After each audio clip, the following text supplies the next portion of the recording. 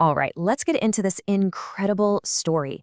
We're talking about two women, two moms, who went from really successful but, pretty standard 9 to 5 jobs to becoming multi-million-dollar real estate developers.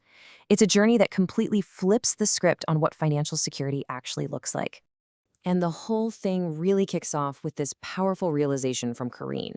See, she and her husband were both successful IT pros, making great money. I mean, by any normal standard, they had absolutely made it. But then, a family tragedy brought a shocking truth to light, and it sent them down a totally new path. So, this is where it gets really interesting.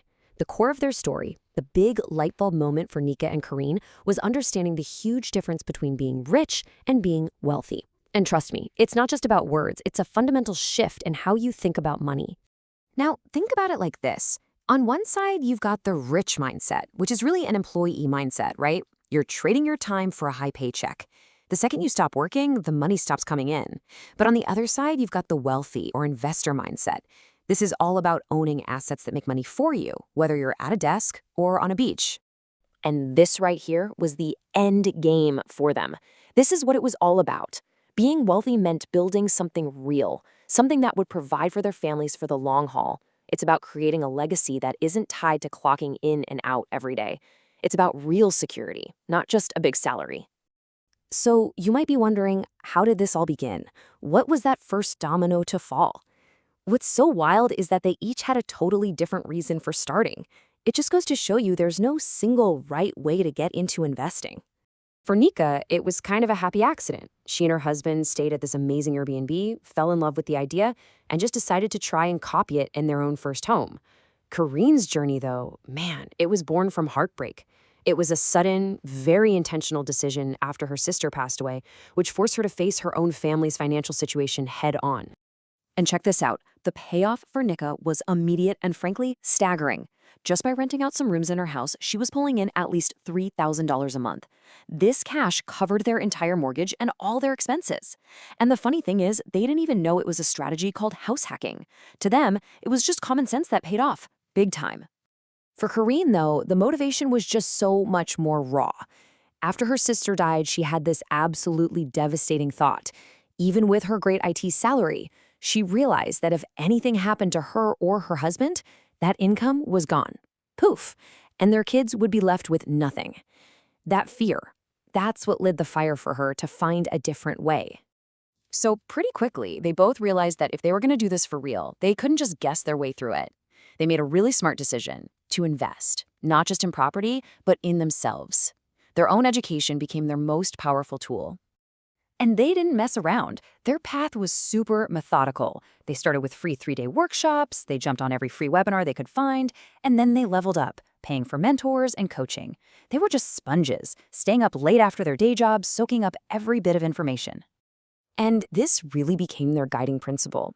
This idea that you have to be humble enough to admit what you don't know. They understood that if you want to play in a new game, you got to learn the rules from the people who've already won. And wow, did that education pay off. It just opened up this whole new universe of possibilities for them. They went from only knowing about, buying a house for your family to mastering all these different strategies. House hacking, short-term rentals, the BRRRR method, that's buy, rehab, rent, refinance, repeat, plus rent to own, multifamily properties, and then the big one, land development. All right, so they've got the knowledge, they've got some experience under their belts, and now they were ready to go big. I mean, really big. They took this huge leap into the high-stakes world of land development. And let me tell you, that's an advanced strategy that really put them to the test. $12.5 million. That was the size of their first major development project. Just think about that for a second. To go from renting out a few rooms in your house to leading a project of that scale, it's just extraordinary. But here's the best part, what makes them so real. They'll be the first to tell you, it was absolutely terrifying. That honesty is everything. It shows that even with all the knowledge in the world, taking a risk that massive still comes with a whole lot of fear. So you might be asking, how on earth did they get people to trust them with that kind of money on their first huge deal? Well, they were really smart about it. First, they put a ton of their own money on the line to show they had skin in the game. They used their past experience managing properties as proof they knew what they were doing. And for the stuff they didn't know, like construction, they went out and hired the absolute best experts they could find. And this is so important, it was never just about the money for them. They had a real mission. They wanted to build affordable housing for families, especially for immigrants who, like Nika's own family, had struggled to find a good, stable home.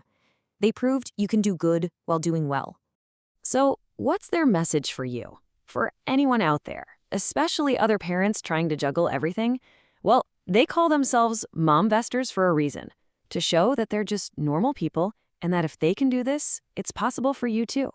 And they're super clear about this. The number one thing, the biggest wall that stops most people from even starting, it's just one word: fear.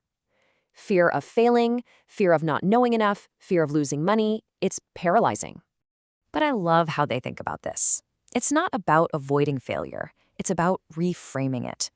A failure isn't the end. It's just information.